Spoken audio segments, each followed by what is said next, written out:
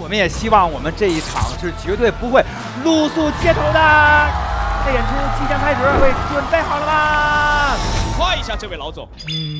英俊潇洒。你会说瞎话？你见过这样放菜单的吗？我感觉那个下一秒就要放在我的胸前了，这样捶我。说几个人来的？说。我今天能来这儿录，多亏了长得像小鹿。足球场真的太大了，一个足球场到底有多大？相当于一个足球场。高铁上我旁边一对母子，孩子一直在吵，我坐在旁边不管不顾，就太像孩子爸爸了。我觉得高铁还有比较好玩的是那个乘务员，他就说话就特别小声。今天晚饭你需要吃吗？哦，说不用了，谢谢，免费的哟。汤包跟你俩还谈心呢？跟汤包出去玩的事儿别怪我啊。哦，没事没事，你们好好过吧。什么好？闲鱼便宜，闲鱼集市更便宜。本节目由闲鱼独家冠名播出，自适应喜临门呼呼任性税。本节目由喜临门呼呼联合赞助播出。本节目由长康100%纯粹、长康100%对味的长康纯芝麻油赞助播出。本节目由喜之郎果冻多点关心多点爱指定产品赞助播出。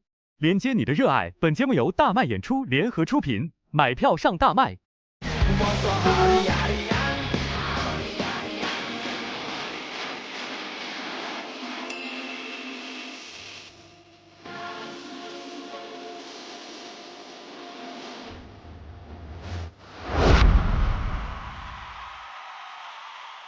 上微博搜索不好笑就露宿街头进入话题页，点击露宿街头的好笑创意征集参与活动，为你心中的宝藏段子手投票。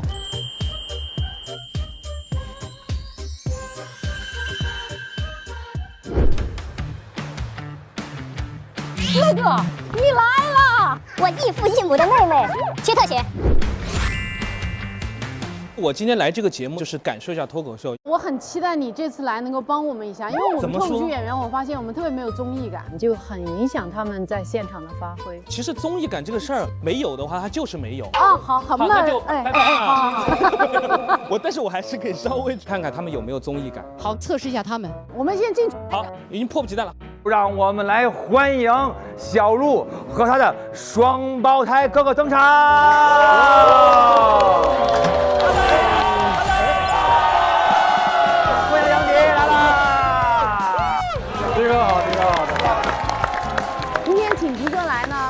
我们觉得迪哥，因为他统治了中国综艺节目80%，不能这么说，瞎说。好，那儿还有半壁江山呢，我就一半。综艺一壁江山，对他一半，他一半，我一半，合起来就全部。接下来就让迪哥看看你们有没有综艺感。先认识认识你。大家好，我叫孙玉，我来自南京，我长得不帅，但是长得很有个性。什么玩意儿？没有综艺感，把他拖到那个巷子里去。下一位。没有，也没有，你也没有。我是一个 rapper， 还是没有。就是没有。蚂蚁呀，都没有。其实综艺感这个事儿没有的话，它就是没有。没事儿，没综艺感也不影响我们讲脱口秀。其实我觉得有特色，不用压着自个儿那个特色，多试几次，找到自个儿节奏就行。对。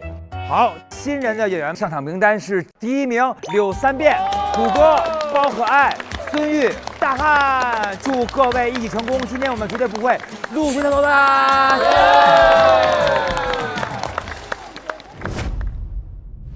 来现场准备。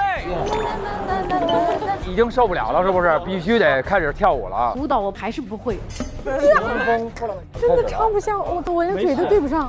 我们俩一上去就要开始跳吗？一上就跳，我有点紧张，因为我其实没录过脱口秀节目。你肯定没问题。让我们有请最犀利的主理人翟佳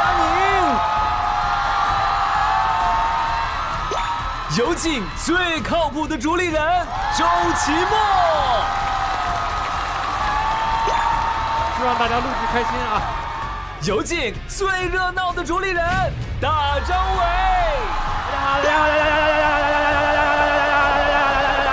玩的开心呐！来啦！有请迪哥小鹿带来开场秀表演。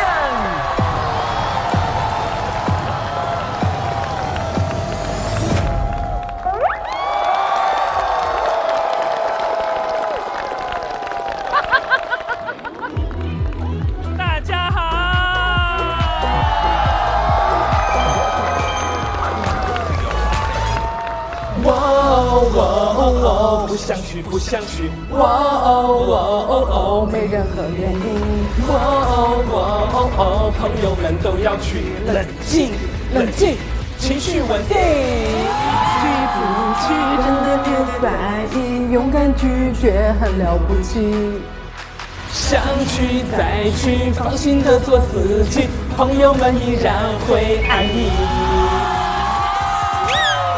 不去不去，时间留给自己，自由是最简单的道理。谁爱去谁去，反正我不会去，哪怕没有重要的事情。不去不去，谁劝我都不去，我也不会觉得对不起。谁爱去谁去，别再问我原因，有可能就只是不想去。我不去。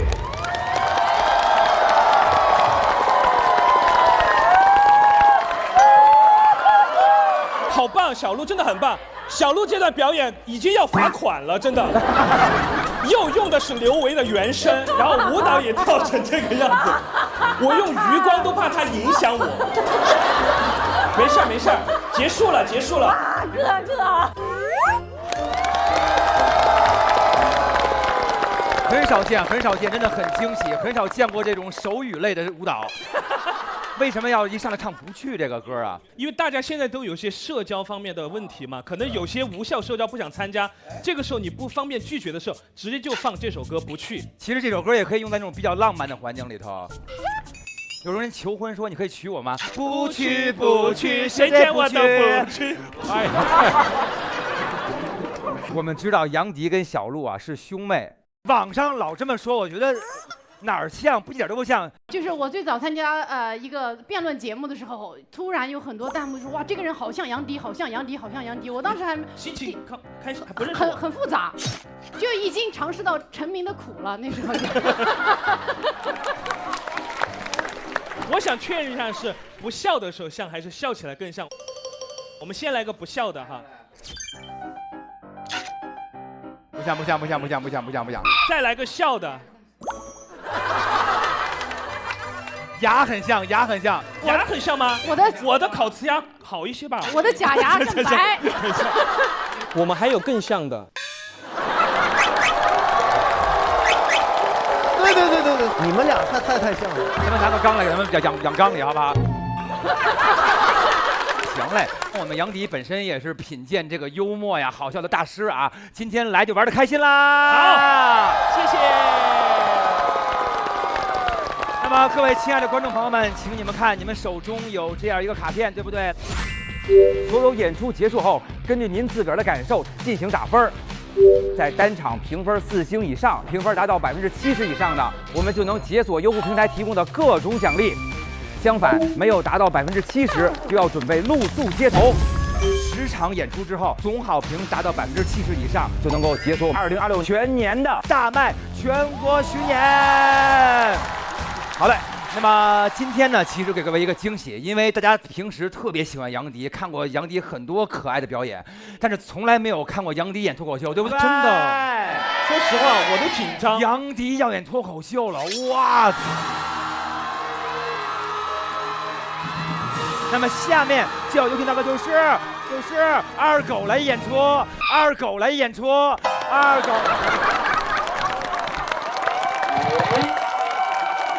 等一下，啥意思啊？没到我哈。因为有热场大嘉宾二狗。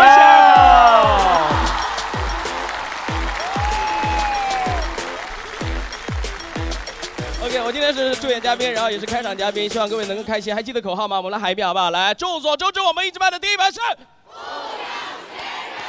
OK， 前2期一直在聊爱情，今天我们聊聊工作，好不好？来，有工作的鼓鼓掌，我看一下，有工作的。我没有，我失业了，我好像算了。我们都算没工作吗？对啊，很好，占了一大半。想换工作的请鼓鼓掌。张东要换。让我来看看这些希望找工作的朋友们，我来看看。这个大哥你也找工作吗？我不找工作。您现在做什么工作的，大哥？我做汽车助理。您是做老板是吧？对。你们公司大概多少人大概30-40个。哦，哇，大公司大公司，您最喜欢什么样的员工？有责任心的。可以，那你呢？你想换工作吗？你有责任心吗？有时有时。什么时候有责任心？下班的时候。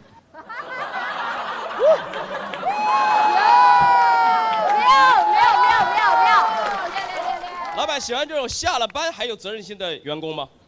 不喜欢。你那边大概员工薪资能大概说一下吗？有责任心的大概薪资多少？7-8千吧。7-8千，很好了。那问一下中间，这位小哥哥你好，看起来非常的年轻，怎么称呼你呢？小杰。小杰，叫你卢卡斯好吗？卢卡斯这个名字听起来会有一点责任心，知道吗？卢卡斯是什么职业？学生。您现在学的什么专业？经济学。经济学。如果现在有一家公司提供你实习的机会，你会愿意吗？可以，我很有潜力。老板你好，哎你好，你有什么问题想问吗？如果你现在新招员工的话。什么驾照？好，什么驾照？我还没开驾照呢。他没有。没有驾照。没有驾照。你还有潜力？你有个屁潜力！这个租车行没有销售环节吗？纯就是开呀，只招司机。销售在我手上。哦，销售在你手上，你还管控油水最多的一个部门。那如果是这个男生和那个有潜力股的那个年轻的那个小伙子，你更期望是哪一个来当你的员工？有潜力吧？为什么？有潜力了。谜底就在谜面上。掌声送给这个大哥！特别好，这边来互动一下。这边有想找工作的吗？随便问，来，男生女生都可以。这个嗨，你好，哎，帅哥，有点内向。对。平时性格就是很内向。对。平时。我可以叫你中分哥吗？中分哥好像已经有人有。那叫偏分哥。您之前有工作过吗？有。什么职业？程序员。哦，程序员非常好。现在还在工作中？没有。哦，现在是求职的状态。对。非常好。那你会开车不喽？会呀，会。你说说你的优点，来说3个，开始。我会拍马屁。哎呦，过来，来。哎呦，看出他非常的内向。薪资的涨幅远远取决于就是情绪价值的提供，请用具体的词夸一下这位老总。开始。英俊潇洒。你会说瞎话。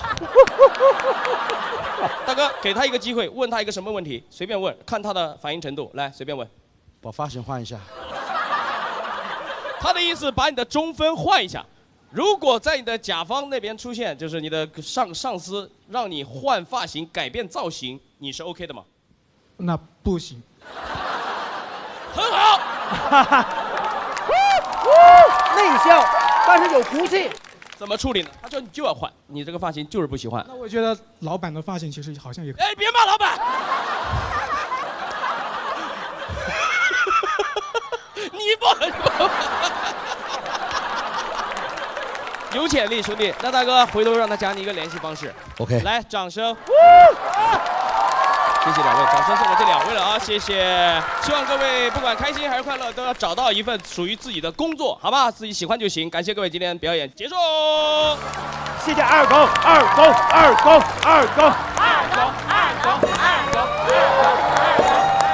二狗其实来这儿呢，大家都已经玩得很开心了，对不对？节目现在结束行不行啊？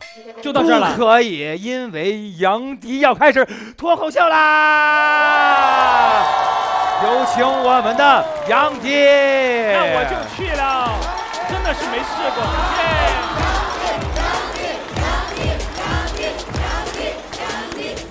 大家好，我是杨迪，真的有点紧张，因为日常大家看到我的时候，总觉得我肯定讲过脱口秀，对不对？从来没讲过。之前那些都是分享一些我自己的一些故事，而且实际上我认为自己没有达到脱口秀的内核，因为不是我自己说的，是著名脱口秀演员庞博说的。但是如果真的要讲我跟脱口秀有什么关系的话，小鹿，脱口秀大女主。哎呦，我跟小鹿现在已经亲到什么地步了？我跟她老公汤包单独在香港玩过，2个人还去坐了摩天轮。这个事儿你知道吧？这个你不知道吗？她没把照片发给你吗？那天晚上我跟她老公在兰桂坊玩到凌晨4点多。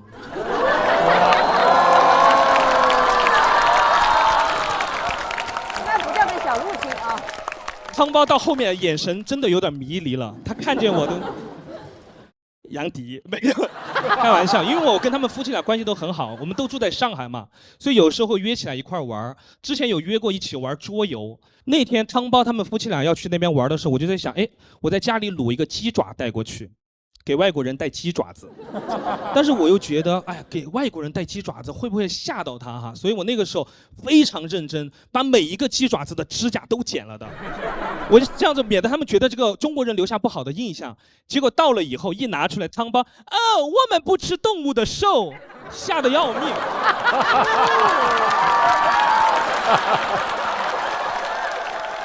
我真的只是单纯想要分享一些美食给大家，因为我对吃的东西非常有研究。这么说吧，我的食商很高，但是我就经常被一些不太会吃东西的朋友搞得非常无语。因为我有个朋友就这样子的，就非常不会点菜。比如说有家餐厅，名字都已经写在那儿了，你就知道应该点什么了。牛腩王，点什么？点牛腩嘛，对吧？我们一行几个人，每个人都点的是招牌牛腩捞面。我那个朋友看菜单，第一页他永远不看，我也不知道为什么，直接招牌菜翻过去，老板，鱼丸粉。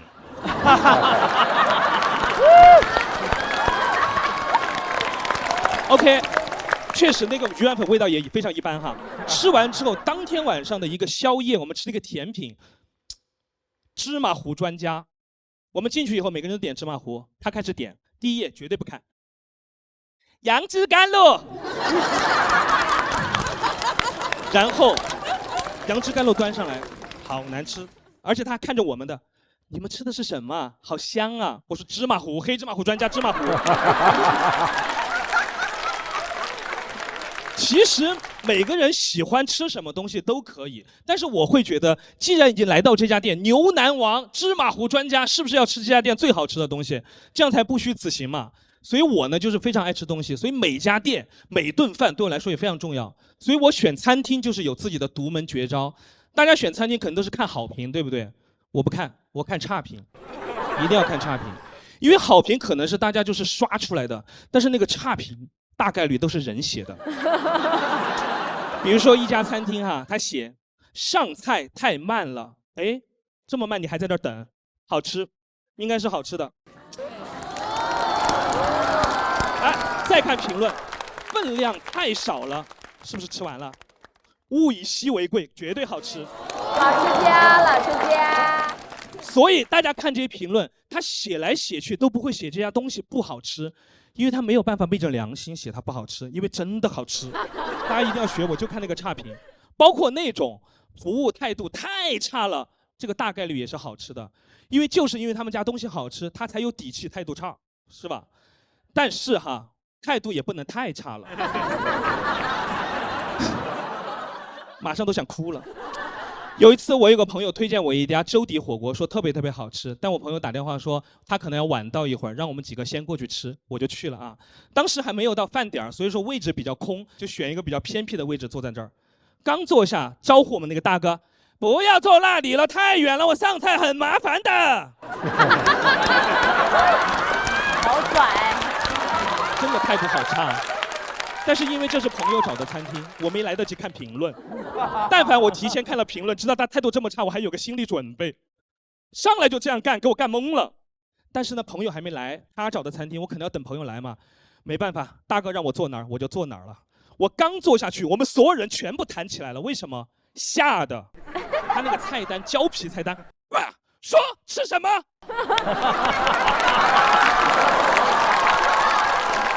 你见过这样放菜单的吗？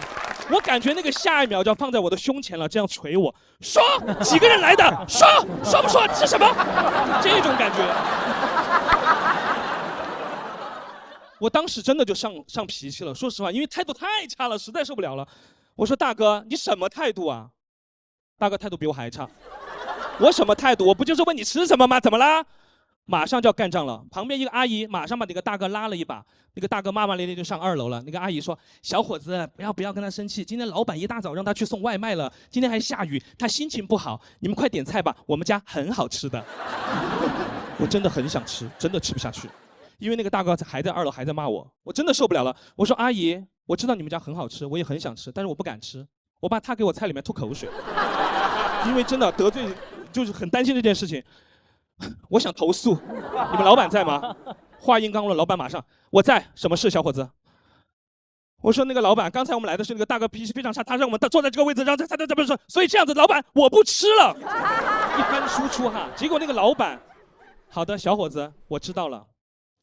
老刘，你现在马上卷铺盖馆走人！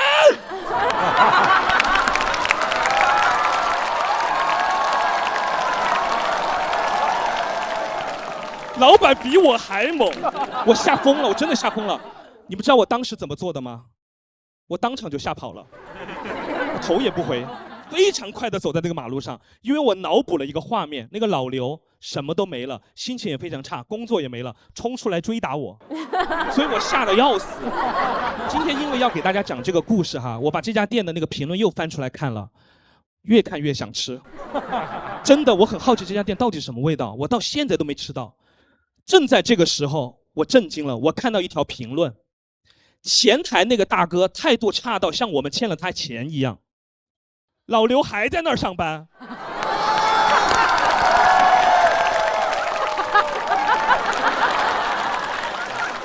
不是说老刘卷铺盖走人了吗？等于说每天都要演这场戏，是不是？一般讲到这里，脱口秀演员应该会看似讲这个故事，其实有一个内涵的故事，大家去悟。我不知道应该怎么结束，因为我的故事到这儿就结束了。如果按照我的结束的话，我应该会这样结束啊。有句话要送给老板和老刘。老板，老刘，你们都骗了我。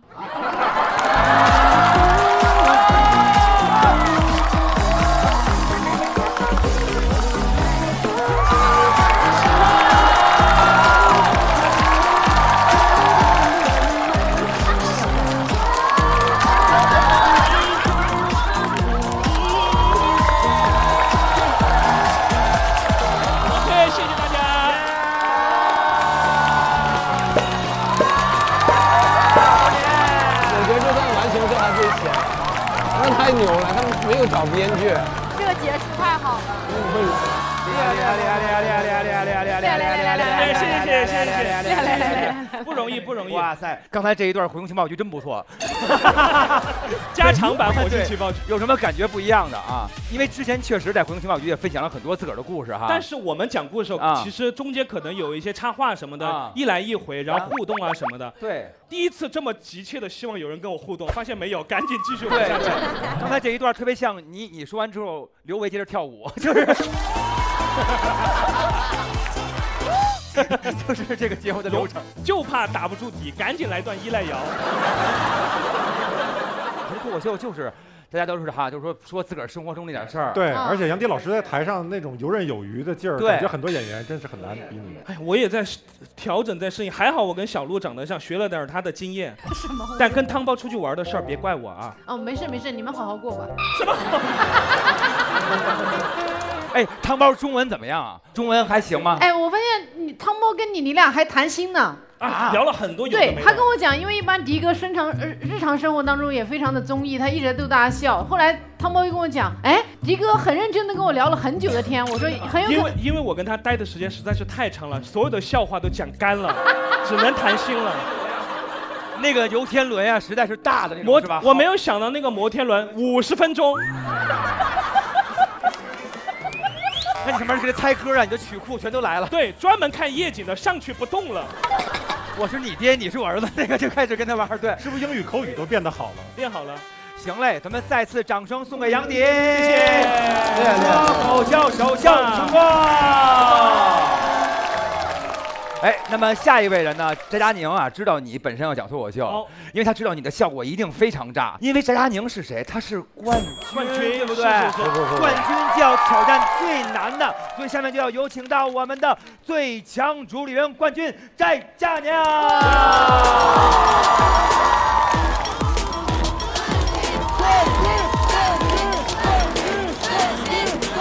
哎，感谢，哎，谢谢，哎呦，别提冠军了，真的，谢谢，哎，行，谢谢。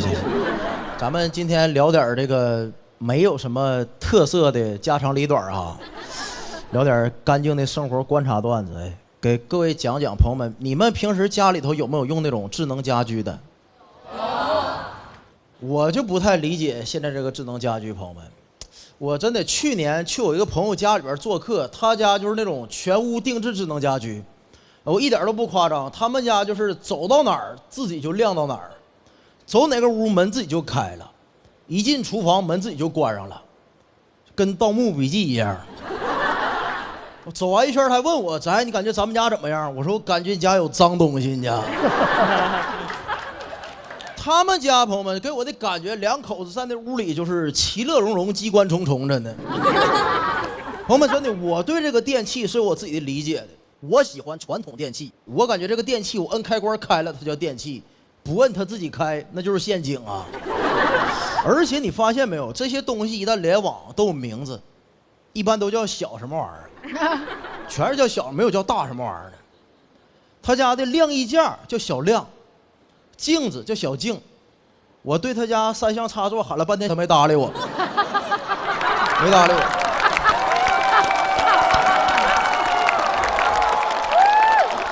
完了，其他的就一律归那个小爱同学管了。你就感觉电器之间呢，就等级森严，就跟霸凌一样，小爱想命令谁就命令谁。而且我发现人吧，他一旦用这些电器，他那个语气不自主就变得特别礼貌。上一秒还跟你骂那个混蛋，下一秒想看电视，小弟请把电视打开好吗？下一秒小优请开空调，什么感觉？就东西全是他花钱买的，我感觉他搁他家里说的不算，而且那东西十分灵敏，不注意就触发了。我在他家刷着短视频，好好的凤凰传奇，是谁在唱歌？旁边来一句：“哎，我在。”就是稍不注意就会惊动某一位家用电器。给各位介绍俩，哎，你们用过智能垃圾桶没有？没有。无所谓了啊，咱们就叫它小垃圾吧，好吧？小垃圾很有意思，就是一个垃圾桶一扫它就自动翻盖了。我能理解人懒嘛，但我不明白为什么它加了300多块钱，多了一个功能叫臭氧发生器。我说臭氧发生器有什么用？他说关上盖以后能给里边的垃圾杀菌，这就触及到我盲区了。我说啥意思？一会儿咱还要用是怎么的？就给垃圾个改过自新的机会。真的300多块钱就一个臭氧发生器，我买那2手的冰箱才200多块钱，都没有杀菌的功能。我当时都恍惚了，想买点菜放他家垃圾桶里存着呢。但是朋友们，我建议啊，如果你家养狗，咱就买一个智能垃圾桶。他家那狗特别喜欢这垃圾桶，狗一到那垃圾桶面前，垃圾桶就翻盖儿，特别方便那个狗吃垃圾呀。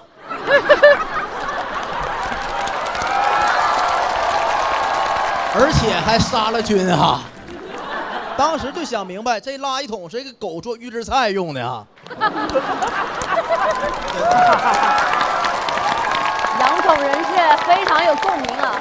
最不理解的没有之一，朋友们，是现在那个智能马桶啊，我不知道，咱们就叫它小马吧。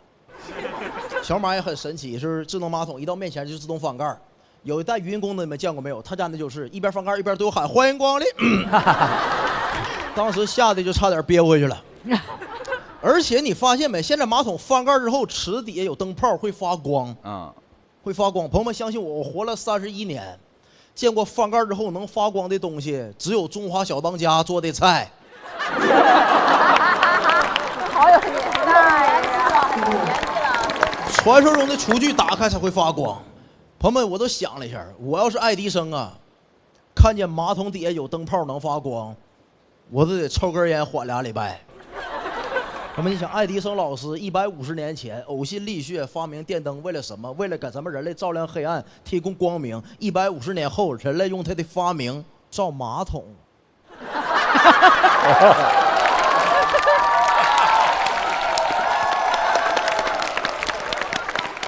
真的，我都想过，有一事儿很神奇，朋友们，抽水马桶是1775年发明的，爱迪生是1879年发明的电灯泡，他前32年都是摸黑蹲马桶的。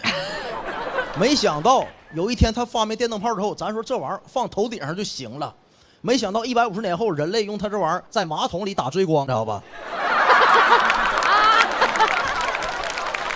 朋友们，你知道这智能马桶啊，它不了解我的需求。我感觉朋友们，真正智能应该是那种能自动适应你各种状态的东西。对，就像洗临门、呼呼智能床垫，能快速锁定我的最佳入眠姿势，让我呼呼任性睡。新的一年，祝大家用舒适马桶睡智能床垫。谢谢大家，我是翟佳宁，谢谢。翟佳宁冠军。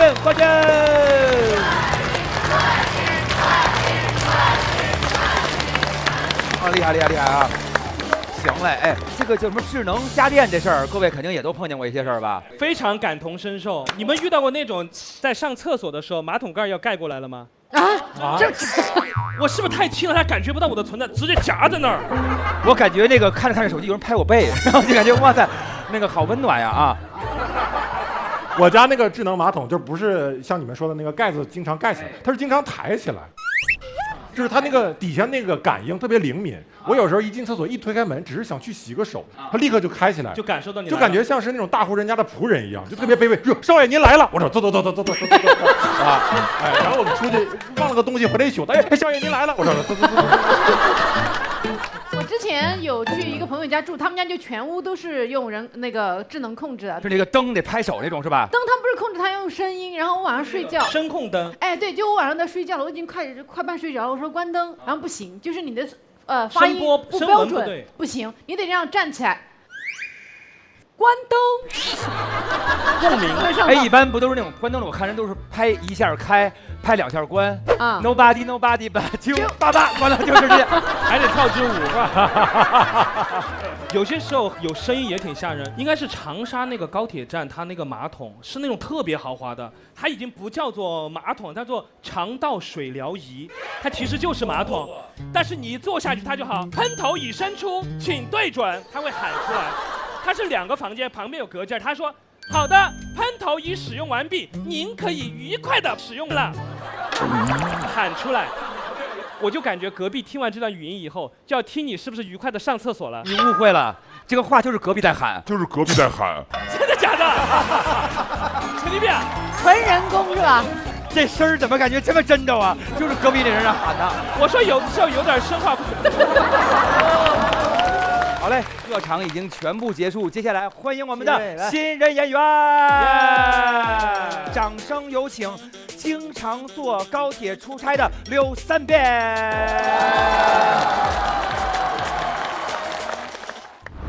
这个稿子是一个非常稳的段子，如果这套段子出问题，那我的工作可能就出了问题。我希望拿出比较好的作品在咱们这个舞台上，我也希望用它来给我们这场演出开一个好头。掌声有请经常坐高铁出差的刘三变。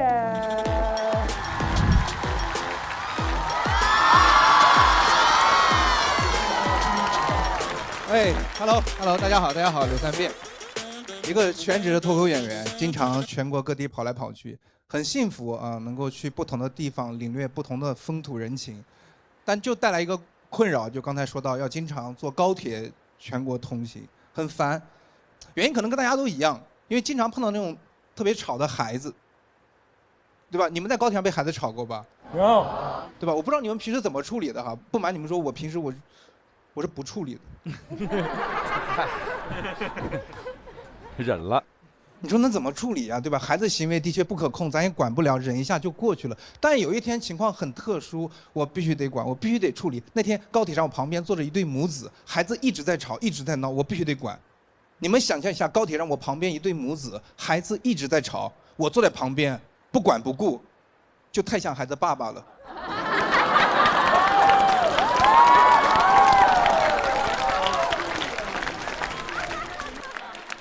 我说你管一下呀！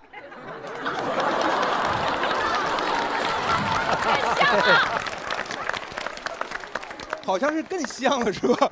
我说你快管一下你的孩子，多烦，吵到我们。他说我管了，我什么办法我都用了。我说，真的什么办法都用了吗？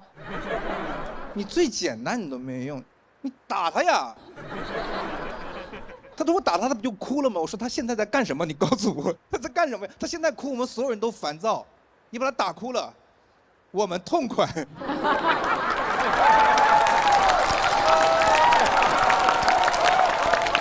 子自己笑得也很开心。开个玩笑，孩子还是不要打。高铁上只有熊孩子，没有乖孩子，也有乖孩子，但我们都忽略乖孩子，没有人夸乖孩子，对吧？我觉得吐槽熊孩这种行为这么频繁，是因为在网上发生的是一群对孩子缺乏耐心的人。对吧？你想想，如果是我妈那样一个60岁特别喜欢孩子们，他们会吐槽？不会吐槽，他会夸的。说你看这孩子一路蹦蹦跳跳，对吧？又吵又闹，多可爱，这就是活力。你看旁边这个年轻人一脸死相。有的人20岁就死了，到80岁才埋葬。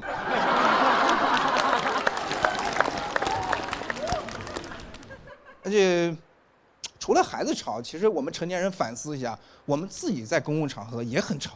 高铁上成年人也有很多不文明现象呀，比如吃那种味道很大的东西。你碰到，你要是方便面充饥，我能理解，而且方便面的味道在我能接受范围内。我曾经碰到有一个人，他在高铁上他吃韭菜盒子，那东西很神奇，它神奇就神奇在你在任何一个封闭空间拿出韭菜盒子，这个空间就会变成韭菜味的盒子。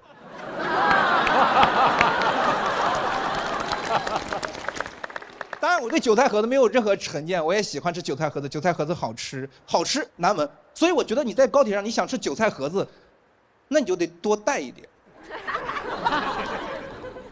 给我们每个人都分一个，咱们一起吃。对，这样封闭的高铁车厢里面味道会更大，但这味道是我们一起营造的呀，我们每个人都参与其中，每个人都贡献了自己的力量了呀。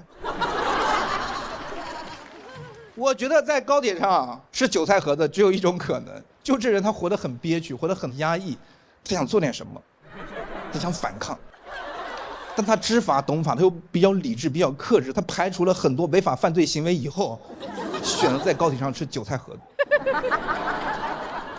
除此以外，成年人在公共场合还会给你提出一些没有边界感的要求，比如说换座，我很讨厌换座。我很多时候座位角都调好了，然后东西都放了，我想睡觉，然后就过来换。你要是家人需要照顾的话，我会毫不犹豫换座，不是不近人情的人。但往往提出换座的，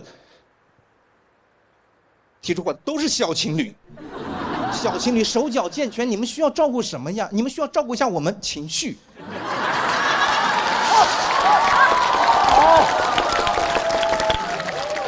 而且手拉手过来，手拉手，我知道你俩相爱。但相爱就一定要在一起吗？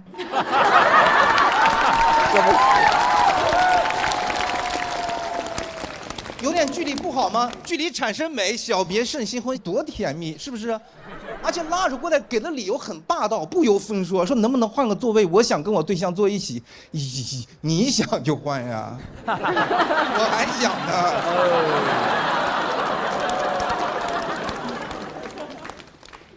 而且你不能就说你想，我觉得你总得给我个真诚的理由，对吧？你心里想什么我知道，把心里话说出来。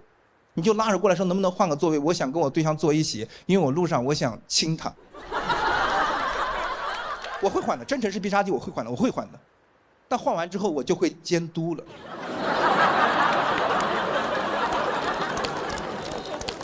而且长途换就换了，我知道你俩接受不了异地恋。那为什么短途也换啊？平时住在嘉兴，去杭州演出23分钟，23分钟也要换座位吗？朋友，23分钟也没有分开过吗？你两口都没有分开23，你两口干将莫邪呀？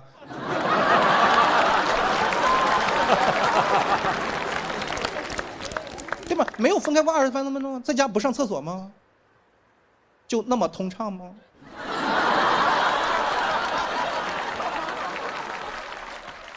当然台上那么吐槽啊，现实会给人换的，现实会给人换。因为我不是那种不近人情的人，是吧？我愿意成全别人，但我愿意成全不代表所有座位都能换。上次有哥们拿自己的 B 座，他拿他的 B 座，拿 B 座来换我的 F 座，那能换吗？啊？中间，那是一个层次的东西吗？B 座3个人中间最挤那个座位 ，F 座2人靠窗，你坐过高铁都知道 ，F 座不是普通座位。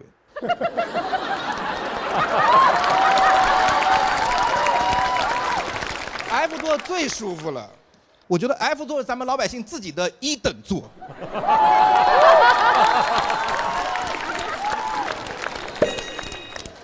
B 座什么玩意儿？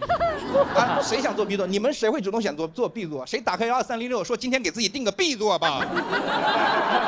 暖和。那 B 座我坐在中间，旁边 A 座 C 座大概相对魁梧点，我都感觉我在坐警车一样。我都怕把我干过事交代出来。B 座换 F 座，说要跟他女朋友坐一起，说明什么？说明他女朋友在 D 座。你为什么不拿女朋友 D 座换别人 A 座 C 座？你坐在 B 座上，你俩不能坐一起吗？啊？就没有这种方案吗？所以你只是想要坐一起那么简单吗？并不是。我都看透了，哥们儿，你想坐一块还坐得舒舒服服的。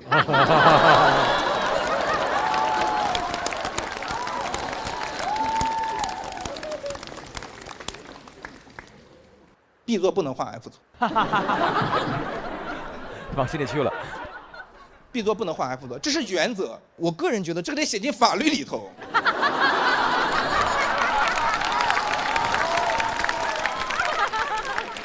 B 座不仅不能换 F 座 ，B 座不能换任何非 B 座。最烂的座。B 座换任何非 B 座都相当于升舱，那得给人加钱才是。不过我那天，我最后还给他俩免费升舱了，因为我不是那种，对吧？我说了，我怕扫别人兴，人家都提出要求了。还有一方面更重要，就是我怕我坐在 F 座，我路上想上厕所 ，D 座不让我出去。完了我就坐在 B 座上，我旁边 A 座、C 座大哥，非常的魁梧。我坐在 B 上越坐越难受。越做越憋屈，我越做越压抑，我想做点什么。我拿出了韭菜盒子。谢谢大家，卤三面。哎，这个真好哎，他段子好好。他是纯那种金句，很适合线上。谢谢刘三面，恭喜爆掉了！谢谢刘三面。柳三变这一段，大家听着好过瘾啊！观众鼓掌鼓的那太多了。哎呀，笑多了是不是？我有那么多事儿啊！不是真的，就是以前这个段子没有这么多掌声的。可能今天坐 B 座的人多。迪哥这是正 B 座的，我这绝对是 B 座，还好没有那么挤，可能是商务 B 座。商务 B 座。观众太好了，谢谢你们，谢谢你们，谢谢。哎，太棒了！今天这个就是又好笑又过瘾，然后又感觉特别的帮你说话，然后嘴替的感觉，有共鸣。因为这种段子，它可能是我情绪也比较大，大家可能生活中也碰到过这种事情，是吧？我见到过，我之前有一次在一个咖啡馆，我正常点了一杯咖啡嘛，然后坐在那工作一会儿，突然我旁边出现一个人，他真的就是拎着一个韭菜盒子进来，坐在那儿，然后拉开那个塑料袋，吃。那一进去感觉天都黑了，我晕，非常香，我给他打差评。是不是有点胖那个人？啊？他也没点喝，他没点喝的，没有点喝的，哇，我觉得他信念感好强。我见过信念感更强的，就一个人吃一个特别，我也觉得那味儿特大，旁边那个人拿香水一直喷他，就这么着，还吃。就这点吃。那吃的多香啊！对，他不管那些，因为他但凡知道这事儿有问题，他就不会再干这件事儿了，你明白吧？对。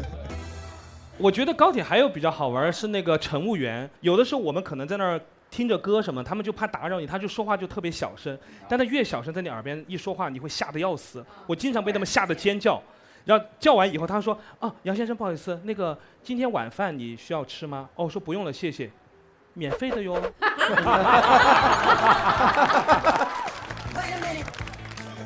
为什么要在我这加一句免费的哟？平时看我讲那种故事，觉得我很爱贪小便宜，免费的哟。我当场就说啊，来一份，免费。我说也不吃，也不吃。行嘞，刘三变，我觉得你的这次演出给我们争得了不少的星数，所以感谢你的演出，谢谢，谢谢，辛苦了，三变。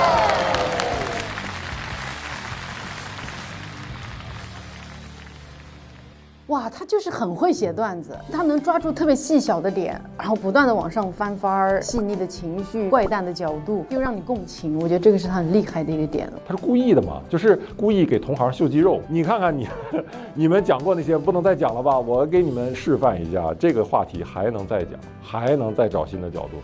哎，我真是很佩服他。闲鱼便宜，闲鱼集市更便宜。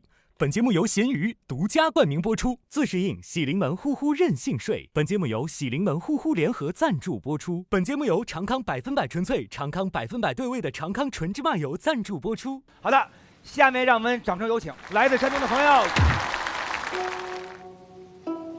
今天我讲段子的目的不是为了真的说多炸场，就是我想把这个段子有一个最好的表演状态。上台前我尽可能的让自己放松。这样才能在台上讲出节奏和梗。有请我们的楚哥。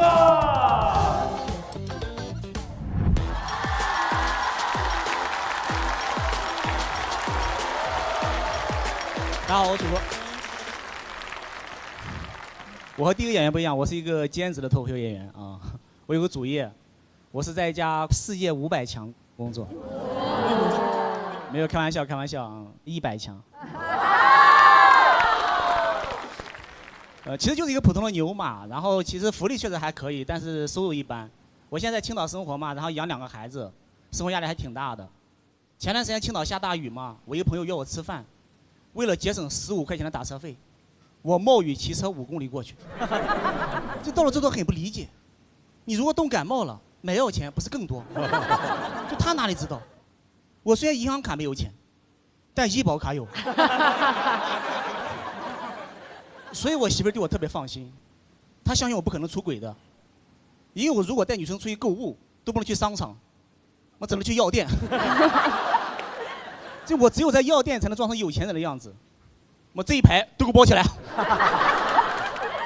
服务员得惊呆了，大哥，你是有什么大病吧？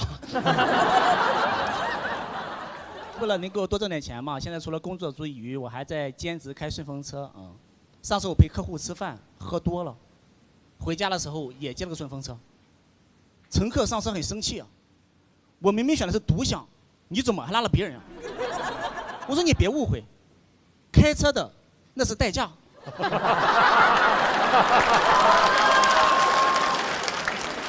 他代驾也懵了，你喝多了还接顺风车？那我也很无奈啊，因为代驾实在太贵了，我哪怕接个顺风车，我挣的钱都不够代驾的一半，所以我就问那个乘客，你会开车吗？他说会。我说师傅你下去吧。那乘客都看傻了。你等等，我也喝酒了呀。要不我叫我代驾吧。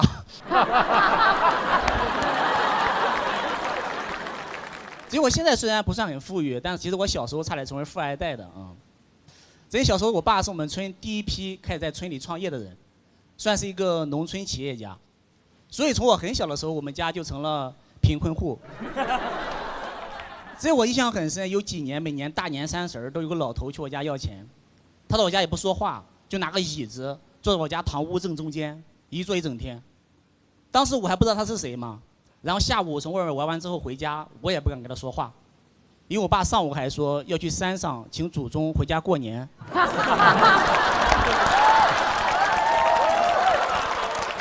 我以为请回来了。后来我实在受不了了，我就问我妈，我说你能看见吗？我妈说来要钱的，我说那就给他烧点呗。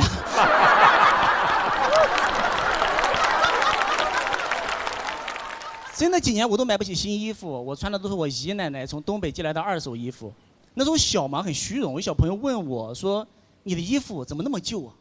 我就很紧张，我说这个衣服是新的，但东北太远了，寄过来就旧了。他一脸的疑惑：“你的衣服是邮递员从东北给你穿回来的吗？”所以我是小学5年级的暑假，我姨奶奶第一次带她孙子去山东，我和她孙子一块玩，真的特别的自卑，因为那个孙子啊，他一直给我炫耀，看新衣服，哎，你怎么穿我衣服？我那时候就特别受挫，你知道，特别受打击。我那个时候就暗暗的发誓，我想，你牛什么牛？你等着，你那个衣服早晚也是我的。所以后来我是通过高考走出了农村，算是改变了命运。其实我真的想过，如果不是因为高考走出了农村，我可能都娶不到媳妇儿的。因为那个时候在农村，你如果想娶媳妇儿，你如果只有帅这一个优点是不够的。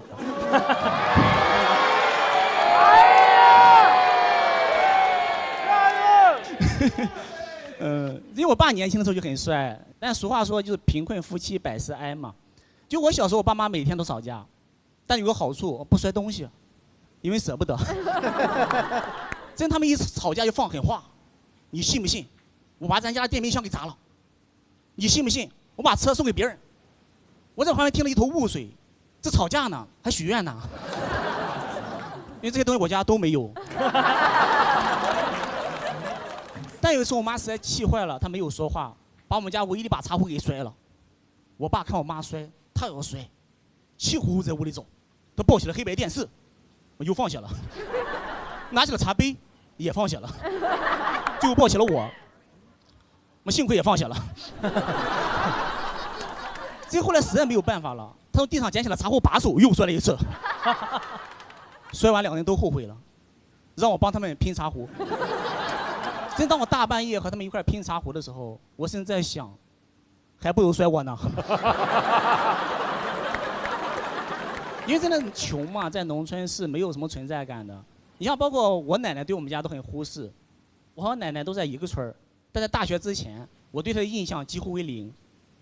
可能因为她孩子太多了，就我奶奶有9个孩子，然后我爸混得又不好，所以就不得宠。真直到我高考考了我们全村历史最高分，我突然间天降奶奶。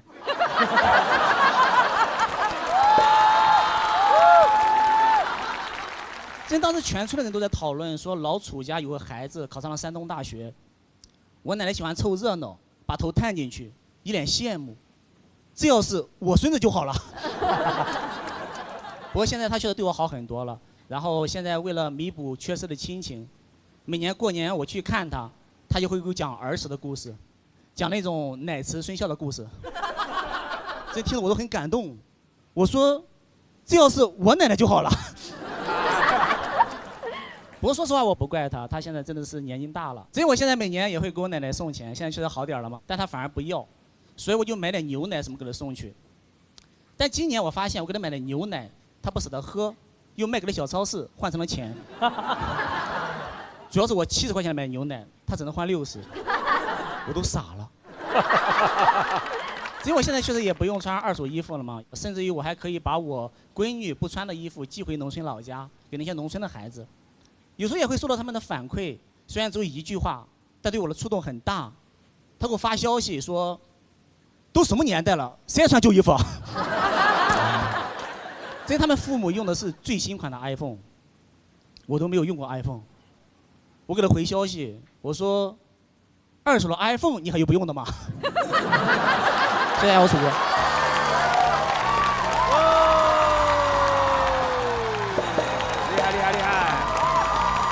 谢谢。很好听，就是娓娓道来，然后突然中间有夹杂一个笑点，非常让人有听得下去的欲望。谢谢。口音也不出戏，很棒。刚才说这个小时候家里特别这个经济稍微差一点的时候，都会经历一都会稍微有。但是小时候我觉得好像没有特别觉得家家户户都是那个样子的。对对对，因为我每年过春节的时候都会去奶奶家。我们奶奶家条件也非常非常的差，而且我们住的那个山太高了嘛，水压也特别低，也来不了水，水龙头长期开着。哦。突然来水以后，全家都要金风送喜来，紫金怀。真的就很缺水那种状态。我奶奶家到什么地步？因为我还有个妹妹，爸爸妈妈、妹妹还有我们4个人睡一张床啊？怎么睡？落着睡吗？就这边是？爸爸最下面嘛？什么？不要落着睡，床还是正常的床，不是一家4口睡一个单人床。而且农村那个被子，不知道为什么它里面塞了什么东西，好像是玉米粒，特别重，泰山压顶一样。我有时候我说，妈妈妹妹，我想侧个身，1、2、3，全家要举个重，你们家盖石头啊，特别重，劲儿大一点，再一下来肩膀折了。重到什么地步啊？你早上醒了，你起不来，得等全家醒了，全家一起起床，1、2、3。好嘞，感谢我们楚哥，希望越来越好，谢谢您，谢谢大家，谢谢大家，谢谢。楚哥他是让你有会心一笑的感觉，比如说什么天降奶奶啊这些，他就会把一些现实的事情，但是用一种调侃的口吻给讲出来。我对他的讲的这些段子还是非常有记忆点的。